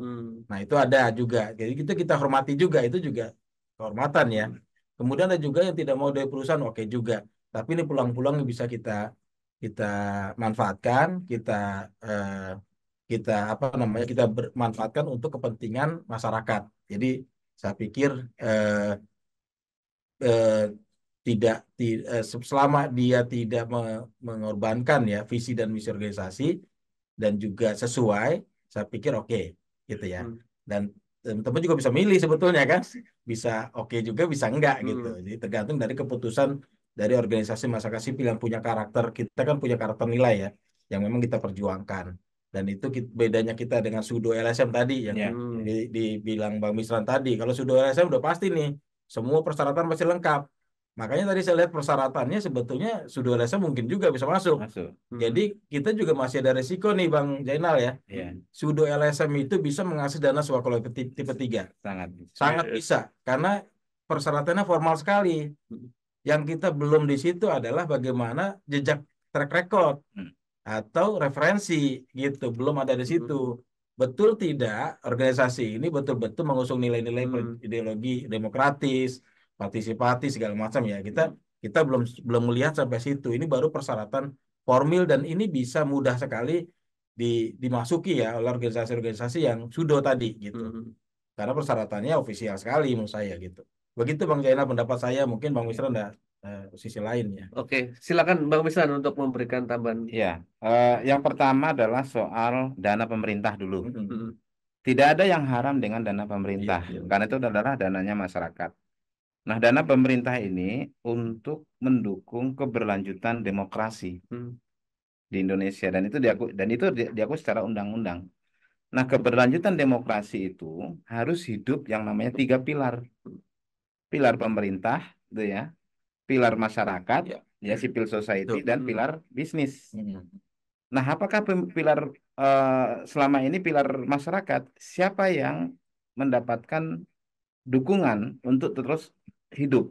Karena ini pilar yang tidak bisa ini. Partai politik sebagai salah satu dari bagian kekuasaan mendapatkan alokasi anggaran setiap Iya. tahun. Iya, Bahkan partai politik. berdasarkan jumlah Iya. kursi yang ada Iya, atau iya. jumlah Hmm. suara. Hmm. Kayak gitu. Dan mereka adalah pilar demokrasi. Hmm. Nah, civil society juga pilar Pilar demokrasi, demokrasi, ya. gitu ya, pilar demokrasi. Tetapi selama ini kita berjuang sendiri, Iya. kira-kira. Nah, ada kekhawatiran mungkin dulu masih banyak cukup dukungan pendanaan secara internasional, ya, secara internasional dukungan donor. Tapi lama kelamaan, terutama dalam 10-15 tahun terakhir ini kan terjadi penurunan yang sangat drastis. Itu kajiannya banyak tentang itu. Berapa banyak lembaga yang secara faktual, berapa banyak lembaga CSO kita yang kemudian tidak bisa sustain. Secara global, berapa banyak uang atau dana yang sudah berpindah. Pengalokasiannya tidak lagi untuk civil society di Indonesia, tapi civil society di negara lain. Itu karena dengan posisi Indonesia sebagai status negara yang middle atau bahkan sudah upper income country, artinya negara yang menuju negara maju, negara maju, kira seperti itu ya. Nah, karena situasi seperti itu, maka mau tidak mau harus ada diversifikasi pendanaan di tadi katakan Roni untuk CSO. Nah, diversifikasi itu sudah dilakukan pemetaan, ada sumber masyarakat, ada sumber dari perusahaan, ada sumber pemerintah di luar dari donor ya. Nah, sumber dari masyarakat atau yang sering disebut dengan crowdfunding ini masih memiliki, memang Indonesia dikenal sebagai negara yang paling dermawan di dunia dalam konteks menyumbang. Tetapi misi menyumbangnya belum universal, gitu ya, belum universal, itu diakui ya, belum universal. Artinya masih cukup besar ya menyumbang itu pada kelompok eksklusif tertentu, gitu ya, kita nggak sebutin, tapi belum universal. Mungkin beda dengan beberapa negara lain ketika dia mendonasikan untuk masyarakat atau melalui lembaga-lembaga masyarakat, dia sudah tidak lagi melihat ini nanti untuk siapa, gitu ya, tapi universal, digunakan untuk isu kemiskinan, digunakan untuk apapun, etnis apapun, agama apapun itu bebas, gitu. Tapi kemanusiaan kan itu. Prinsipnya adalah bungkusnya kemanusiaan. Nah, oleh karena itu masih ada kelemahan untuk konteks CSO dalam crowdfunding, gitu ya. Lalu kemudian pilar perusahaan, rambu-rambunya cukup ketat. Akses dengan perusahaan mana, gitu ya, perusahaan tidak melanggar HAM, tidak merusak lingkungan dan sebagainya. Nah, kemudian pilar ketiga adalah dana dari APBN atau APBD. Ya, kita bukan diberikan oleh pemerintah, tetapi kita menjadi pelaksana bagian dari negara itu sendiri, gitu. Itu dulu prinsipnya. Jadi dana ini bukan dana yang kemudian milik individu, pemerintah dan sebagainya, ini tapi adalah dana untuk menjaga keberlangsungan sistem negara demokrasi. Semua yang menjadi pilar demokrasi harus mendapat dukungan ini. Untuk teman-teman dari masyarakat sipil di isu kesenian itu mereka sudah punya dana abadi CSO kesenian ya, dana abadi kesenian. Tapi CSO belum, gitu kan. Nah, salah satunya yang kita advokasi, ini adalah advokasi kita adalah melalui mekanisme swakelola tipe 3, gitu, sehingga kita bisa survive lewat itu. Nah, kemudian yang kedua adalah makanya saya katakan tadi, kita bisa nggak isunya jangan isu yang hanya dipikirkan oleh pemerintah saja. Bisa, itulah proses dari Musrembang tadi. Dengan kekuatan argumen, data, dan lain sebagainya, kita mulai masuk bahwa ada isu-isu tertentu yang selama ini belum tersentuh oleh pemerintah, dan ini harus masuk, gitu ya. Ini proses advokasinya. Jadi bisa masuk ke situ. Oke, itu tentang posisi anggaran ya. Jadi ini ada dana bukan dana haram ya, dana halal, gitu ya. Yang kita juga boleh pilihannya tadi kata Mas Ugi, Iya. hanya kita siap tidak, misalnya gitu kan. Nah, kalau soal administrasi, saya pikir sama dengan donor juga. Donor ada yang ketat, ada yang ringan, ada yang loss dan sebagainya. Saya pikir itu mekanisme ya. Jadi itu mekanisme internal yang barangkali juga berubah-ubah ya. Kalau semakin loss ada ruang celah korupsi ya mungkin ditutup di situ gitu ya. Tapi kalau mekanisme nggak jadi perdebatan lah karena itu semua membutuhkan mekanisme yang namanya akuntabel itu kan. Iya. Hanya kita sudah siap nggak dengan posisi ini. Memang akan ada apa namanya asumsi ya barangkali, tapi itu sifatnya asumsi. Tapi bukan kemudian dipastikan kamu plat merah. Nah, saya akan kembali ke situ. Memang belum ada definisi nih, plat merah dan plat hitam, plat kuning belum ada Iya, definisi iya. khusus. Tapi yang terjadi di masyarakat, terutama kita Konsil pernah membuat. Iya. Bagaimana supaya lembaga ini tidak kemudian dikatakan sebagai lembaga underbow. Ya, gitu bukan plat namanya ya. Plat itu kan umumnya underbow. Apakah underbow pemerintah, apakah underbow partai politik, atau independen gitu ya. Maka beberapa standar seperti Civicus, termasuk yang dikembangkan oleh Konsil LSM juga, itu yang namanya apa namanya standar akuntabilitas minimum itu atau SMA itu ya, minimum akuntabilitas CSO, ada presentase. Kalau ada orang apa misalnya pemerintah boleh masuk atau tidak gitu ya dalam kepengurusan. Kalau ada yang membolehkan minim toleransinya berapa persen atau di posisi mana gitu ya. Jadi ada standarnya. Jadi ini kemudian lembaga ini bisa dikatakan independen atau tidak independen. Nah, kalau jadi bukan karena menerima dananya, tapi lebih pada unsurnya gitu ya. Unsurnya itu baru dia underbow siapa. Kalau unsurnya adalah atau dan misinya menjalankan partai politik atau isinya adalah orang-orang dari partai politik, ya berarti lembaga ini underbow dari partai politik gitu ya kan. Dan dia akan gerakannya juga kan lebih pada gerakan yang terkait dengan partai politik gitu loh. Kalau dia underbow pemerintah ya mungkin didirikan oleh keluarga ya ataupun bahkan ada unsur pemerintah langsung di situ. Meskipun sebenarnya secara individu pemerintah nggak bisa loh mendaftarkan legalitas. Bukan di harus non government toh kan gitu non government. Tapi kadang-kadang kan lewat keluarga atau dan sebagainya gitu. Titipan ya, Bang, ya? Titipan lah kira-kira. Jadi lebih pada underbow-nya unsurnya yang dilihat ya, unsur bagaimana siapa yang ada di dalamnya dan sebagainya. Kalau soal programnya tidak masuk dalam kategori ini plat merah atau bukan plat merah kan gitu ya. Kecuali kita menjalankan apa namanya ya tadi ya ada kedekatan-kedekatan khusus atau kepentingan apa namanya kepentingan pragmatis ya. Kepentingan pragmatis ya. Ya kalau saya sekarang ini banyak ya dana-dana dari pemerintah. Tadi swakelola ya.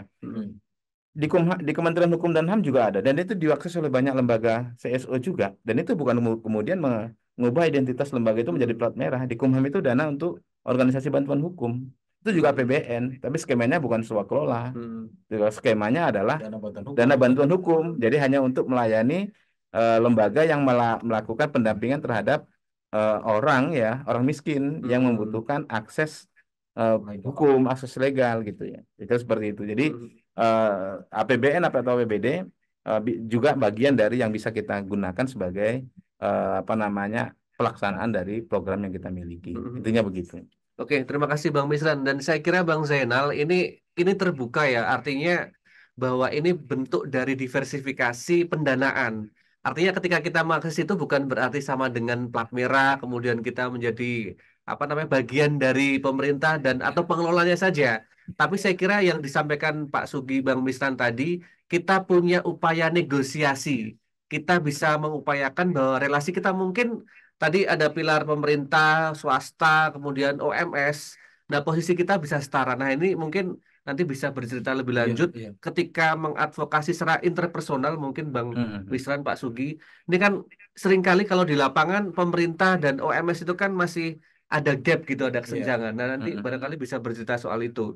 Strategi bagaimana kita itu bukan hanya sebagai pelaksana saja, tetapi juga kita punya daya kritis, punya daya emansipatoris juga untuk berbagi pemikiran sehingga gagasan kita bisa terinkubasikan di situ kira-kira gitulah. Jika ada pertanyaan atau mungkin bisa memberikan tambahan pemikiran dari apa yang disampaikan Bang Zainal, Pak Sugi, Bang Misran tadi, silakan kawan-kawan. Ya, selamat sore. Saya Monica dari Samarinda, Kalimantan Timur. Saya sebetulnya mau bertanya saja karena selama ini memang lembaga kami memang sama sekali belum pernah punya pengalaman untuk yang swakelola ini. Pertanyaan saya, apakah memang sudah secara ada ketentuan atau peraturan di setiap lembaga atau OPD, lembaga pemerintah atau OPD memang ada kegiatan-kegiatan yang memang sudah ini ya, swakelola tipe 3 itu ya, atau itu kembali bahwa memang itu harus berdasarkan masukan atau berdasarkan hasil lobby seperti yang tadi disampaikan, atau memang pada dasarnya sudah ada kegiatan-kegiatan yang termasuk dalam swakelola tipe 3. Itu saja barangkali pertanyaan saya. Terima kasih. Oke, terima kasih Bu Monika. Mungkin akan ada jawaban dari Bang Misran dulu. Silakan Bang. Ya, Soal tadi pertanyaan dari kawan kita di Samarinda. kalau yang pertama kalau yang soal bargaining position ya, ini memang kalau bahasa kami orang Medan ngeri-ngeri sedap. Oke. Ngeri-ngeri sedap Ngeri gitu sedap, kan. ngeri sedap. Artinya kembali ke tadi ya, karena advokasi swakelola tipe 3 pendekatannya adalah lobby. Bukan kalau perubahan kebijakan biasanya pressure gitu ya. Karena targetnya kita harus menang. Ya, kira-kira begitu. Tapi kalau swakelola tipe 3 ini karena akan bekerja sama, ujungnya nanti kerja sama. Itu ya kan berbeda dia. Kalau ujungnya adalah kemenangan seperti kita mungkin mengadvokasi undang-undang perburuhan kemarin itu ya.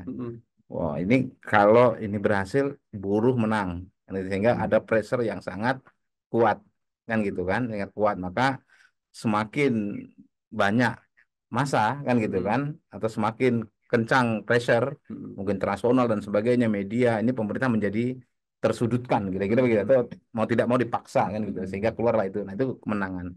Nah, karena swakelola ujungnya adalah kemitraan, tentu kan nggak mungkin posisinya adalah pressure, pasti lobby kan gitu kan, atau diskusi lah, bahasa lain macam-macam ya bentuknya, dan akhirnya akan ada win-win, artinya manfaatnya itu akan dirasakan oleh pemerintah dan sebagai pemangku kewajiban ya dalam mensejahterakan masyarakat, dan juga dirasakan oleh lembaga tertentu sendiri yang mendampingi masyarakat gitu ya. Jadi win-winnya ada di situ.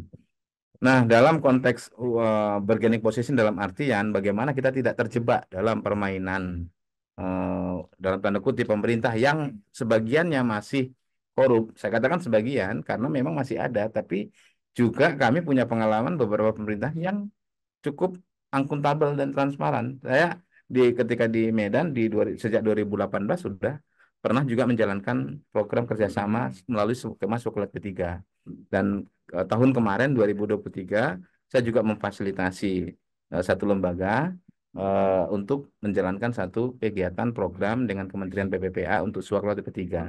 Dan di situ tidak ada sesuatu yang katakanlah terjadi kickback atau yang lain sebagainya ya. Kita berjalan sesuai dengan prosedurnya, kontrak seperti tadi, dan angka atau anggaran yang ditransfer juga sesuai dengan yang ada tersebut di publik dalam pagu, dan tidak ada kickback dan sebagainya. Maka di sini diperlukanlah integritas tadi itu dari kita. Selama kita menunjukkan integritasnya, saya pikir lambat laun juga akan berubah kan gitu kan, akan semakin dipercaya. Tapi kalau masih ada LSM yang memainkan peran itu, mungkin sebagian pemerintah masih ada yang melayani itu. Tapi sebagian lagi pemerintah juga sudah ada yang tidak ingin, karena dia juga ingin ingin meningkatkan integrasi pemerintahan. Jadi harus dari kita juga melakukan itu. Jadi bargainingnya adalah selama itu berjalan dengan prosedur akuntabel dan sebagainya, kita jalan. Tapi kalau kemudian sudah ada yang deal tertentu yang sifatnya tidak sehat gitu ya, kita sebaiknya tinggalkan dan masuk di ranah advokasi yang lain dulu untuk membersihkan itu. Kira-kira begitu ya, kalau tawaran saya begitu. Kita harus menunjukkan integritas itu. Bargaining position kita adalah di akuntabilitas, visibilitas, dan ini adalah keberlanjutan CSO. Itu konteksnya di situ. Kemudian dari Ibu Monika ya, Ibu Monika tadi itu terkait dengan apakah sudah ini masif lah katanya gitu ya, sudah ada di semua pemerintahannya. Gini Bu, secara nasional ini sudah menjadi regulasi nasional melalui peraturan presiden ya sejak tahun 2018 ya. Dan kemudian eh, pengaturan teknisnya saya nomor-nomornya kebetulan lupa ini, tapi nanti bisa di-share oleh apa namanya teman-teman di grup ini. Kemudian LKPP membuat pengaturan teknisnya termasuk syarat dan sebagainya. Jadi artinya ini sudah berlaku secara nasional dari kementerian lembaga sampai di tingkat pemerintahan daerah. Lalu kemudian apakah semua pemerintahan sudah langsung menjalankan swaklola tipe 3? Belum, ya. Ada dua faktor yang mereka bisa menjalankan ini kalau menurut saya. Yang pertama, karena kesadaran mereka pentingnya untuk bermitra dengan ormas agar capaian lebih maksimal. Karena seringkali pemerintah ini disampaikan langsung oleh sebagian kementerian ya, bahwa selama ini sebelum sebelum pernah ada kemitraan, kita nggak pernah mencapai target penyerapan anggaran, itu satu. Nah, kemudian juga tidak ada apa namanya eviden ya yang bisa di capture langsung di tingkat lapangan. Karena pada dasarnya kegiatan itu hanya bersifat event gitu. Jadi setelah itu pada saat di capture sebagai evidence base ya, sebagai mungkin praktek baik dan sebagainya nggak bisa. Tapi kenapa teman-teman LSM kok bisa selalu punya catatan praktek baik? Nah, itu kemudian membuat terbuka bagi mereka untuk bekerja sama ya dengan lalu kemudian mekanismenya dibuka keran ya swaklola tipe 3 itu. Jadi ada kesadaran di situ di pemerintahan. Nah, tapi tidak semua punya kesadaran yang sama ya. Itu yang sadar ada yang seperti itu. Yang kedua adalah mekanisme kedua memang ada upaya advokasi yang sebelumnya nggak tahu atau tahu sebenarnya info karena itu kan satu paket kebijakan gitu ya pasti tahu tapi mungkin nggak paham gitu ya nggak paham sehingga ada upaya dari teman-teman CSO ini ya itu saya katakan tadi itu termasuk Pak Suwar tuh Pak Sanusi itu ya di Suwar di Kediri ya kemudian ada teman-teman Yasmip ada di Medan juga ya ada di Makassar gitu ya di Makassar. Nah, ini melakukan upaya advokasi ya supaya pemerintah bisa membuka ruang atau keran swaklola tipe 3 ini untuk dikerjasamakan dengan civil society gitu. Jadi ada yang berhasil lewat advokasi ini gitu kan. Tapi nggak jadi tidak secara automatically itu pasti ada tidak karena ini belum familiar di tingkat pemerintahan Bu. Jadi kalau tipe 1 itu kan dari dulu begitu sudah sejak mungkin sejak berdirinya pemerintah ada. Tipe 2 juga sudah sangat familiar sehingga mereka tidak sudah tahulah bagaimana mekanismenya dan sebagainya. Tapi kalau tipe 3 karena masih ada blocking ya, masih ada benteng ketidakpercayaan dengan yang namanya ormas. Itu kadang-kadang masih membuat ini. Jadi ada banyak pekerjaan rumah kita. Satu juga selain memastikan bahwa CSO atau ormas atau LSM ini memiliki integritas yang baik tadi itu ya. Di sisi lain kita juga perlu menyadarkan pemerintah agar kemitraan itu bisa memberikan dampak atau manfaat yang lebih baik atau lebih luas gitu ya. Jadi ada proses yang kita lakukan ke sana. Oke, mungkin ini ada satu pertanyaan di kolom chat dari kawan kita, Mas Ahmad belum bisa open mic. Nah, pertanyaannya, tahap perencanaan pengadaan swaklola tipe 3 itu di tahun 2024 ini apakah sudah selesai di tingkat Pemda? Apakah perencanaan swaklola tipe 3 ini jadi satu dengan penetapan RKPD atau RKA OPD? Iya. Apakah ada sanksi bagi Pemda yang tidak sama sekali mengalokasikan swaklola tipe 3? Nah, ini silakan Bang Besran. Mas Anton boleh nggak dibantu dibuka slide saya yang slide ada kayak mirip peta tadi itu. Ada Musrembang tuh. Yang ada Musrembang. Dan saya pikir pertama gini ya teman-teman pastinya ya yang sering apa namanya mengadvokasi rencana penganggaran ya rencana penganggaran di daerah itu pasti tahu kapan jadwal-jadwal mulai Musrembang desa itu bulan berapa sampai bulan berapa sampai nanti penetapan ya menjadi perda ya APBD itu pasti kawan-kawan tahu. Nah, jadi pada saat dia sudah apa namanya di bagian slide terakhir tadi itu ya, slide terakhir itu jadi pada ini dia ya, kan ini enggak saya buat ada tuh bulan-bulannya itu ada ya kapan dilaksanakan itu kan kalau Musrembang tuh Januari gitu ya, Musrembang kecamatan Februari gitu ya. Nah, ini Berarti ini sudah mulai persiapan untuk musrembang di tingkat kecamatan ini ya, untuk tingkat kecamatan ini masih bisa sih sebelum sampai ditetapkan masih mungkin untuk dirubahnya di situ. Ini schedule-schedule dari pemerintah. Nah, menetapkan dia menjadi swaklola tipe 1 dan sebagainya itu nanti sebelum diketok menjadi apa perda. Perda. Nah, sebelum itu barulah kemudian tapi sudah jadi ini kegiatannya. Tinggal bagaimana ini cara melaksanakannya nanti ada masukan. Tetapi Bang apa ya siapa tadi Ahmad. Bang Ahmad ya kan, meskipun sudah ditetapkan nanti skema pelaksanaannya tipe 1, tipe 2 atau tipe 3 pada saat mau pelaksanaan itu masih sangat mungkin di switch ya. Jadi ada aturan nanti saya lupa pasalnya tapi misalnya ini sudah ditetapkan menjadi tipe 1 gitu ya. Nah, ternyata mungkin ya pada menjelang pertengahan tahun juga belum terlaksana gitu ya. Atau menjelang menjelang akhir tahun belum terlaksana. Jadi sebelum itu ada bisa diputuskan oleh kementerian gitu ya. Ini skemanya dirubah. Karena tipe 1 terlalu sibuk dan sebagainya dirubahnya ke swaklola tipe 3 bisa gitu ya. Jadi ada proses komunikasi yang dilakukan dan lebih dan nanti mereka bisa mengubah skemanya itu sendiri ya. Jadi kalau sudah berubah skema kan mereka pasti akan berubah bagaimana mekanisme dana itu keluar gitu ya. Jadi bisa dilakukan gitu. Cuman biasanya itu sudah ditetapkan pada sebelum penetapan di APB. Kalau masih di Musrembang sampai di tingkat Musrembang Kabupaten ya itu belum atau mungkin itu belum ditentukan dia akan swaklola atau tidak. Tapi di situ masih kan membahas tentang program apa yang menjadi prioritas gitu ya masih di situ. Di situ kesempatan kita sebenarnya seperti Bu Monika tadi masukkan program yang bisa didorong ke pemerintah gitu ya tadi katakan. Nah, di situ masih proses itu nanti baru di apa kalau yang KPP dan sebagainya kan ketika sudah diketok sudah jadi perda ya APBD-nya itu tinggal pelaksanaan pasti sudah tinggal mengatur susunan siapa KPP KPA-nya dan sebagainya gitu.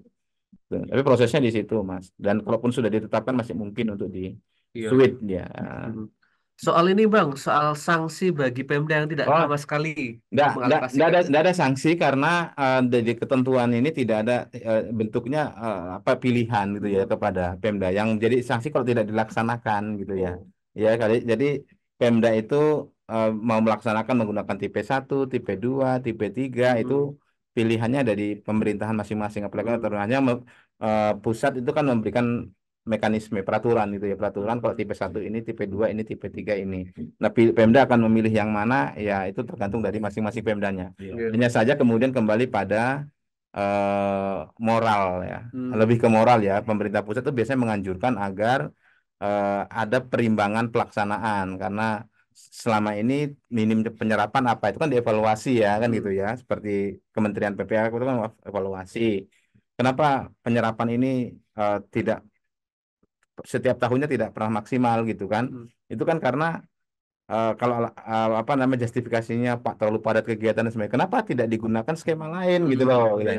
Sehingga tidak dilaksanakan sendiri, dilaksanakan dengan vendor, dilaksanakan dengan mitra kan gitu. Itu jadi moralnya nih ke situ sebenarnya kalau Pemdanya. Sanksinya nanti ya kalau dia tidak dalam konteks pemilihan, tapi kan sanksinya pada saat anggaran tidak maksimal kan, ada pengurangan apa pagu anggaran biasanya kan begitu ya sanksinya dan mereka juga khawatir tentang itu kan.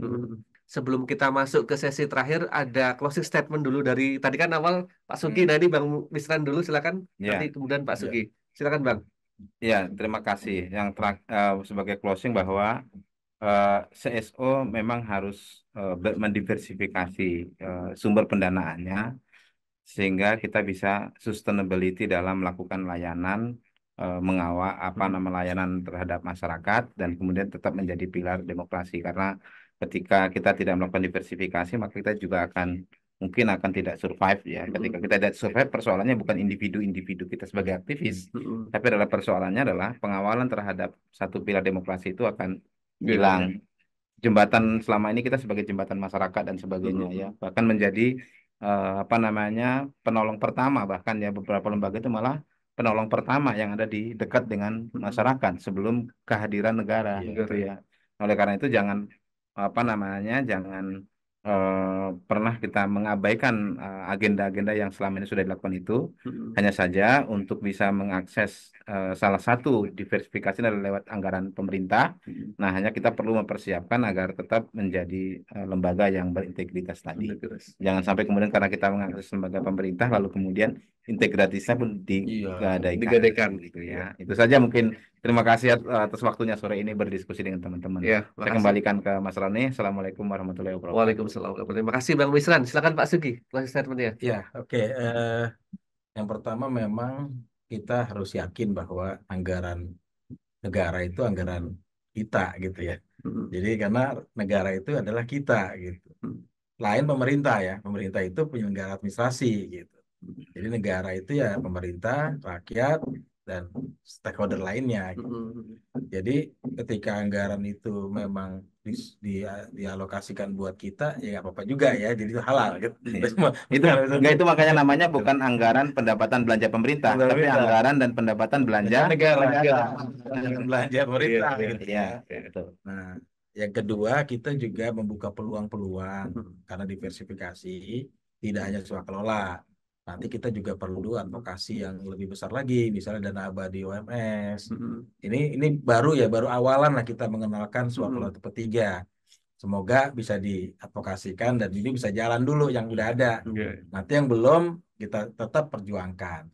Itu aja sih Mas Roni, kita berjuang sama-sama. Terima kasih. Saya juga terima kasih teman-teman atas pembelajarannya di lapangan. Jadi saya cukup dulu. Assalamualaikum warahmatullahi wabarakatuh. Waalaikumsalam warahmatullahi wabarakatuh. Waalaikumsalam. Oke, terima kasih Pak Sugi, Bang Misran. Saya kira ketika kita sudah masuk ke fase kelima diskusi ini, seperti kata pepatah zaman dulu, sekali layar terkembang, pantang mundur ke belakang. Nah, ini saya kira kita sudah mendapatkan bekal pilar akuntabilitas, visibilitas, keberlanjutan, dan sekarang swakelola tipe 3. Dan kawan-kawan OMS ini saya kira sudah perlu melihat strategi dan siasat ke depan ya, nih kira-kira ya. Dan ini dengan bekal kita diskusi bareng, sinau bareng, itu bisa menjadi kebermanfaatan untuk kita semua. Dan tentu saja tetaplah berjejaring kawan-kawan, dengan itu kita bisa lebih kuat. Oke, terima kasih Mas Anton, makasih kawan-kawan, salam sehat. Kita tutup pertemuan kelima hari ini. Wassalamualaikum warahmatullahi wabarakatuh dan sehat selalu kawan-kawan. Terima kasih.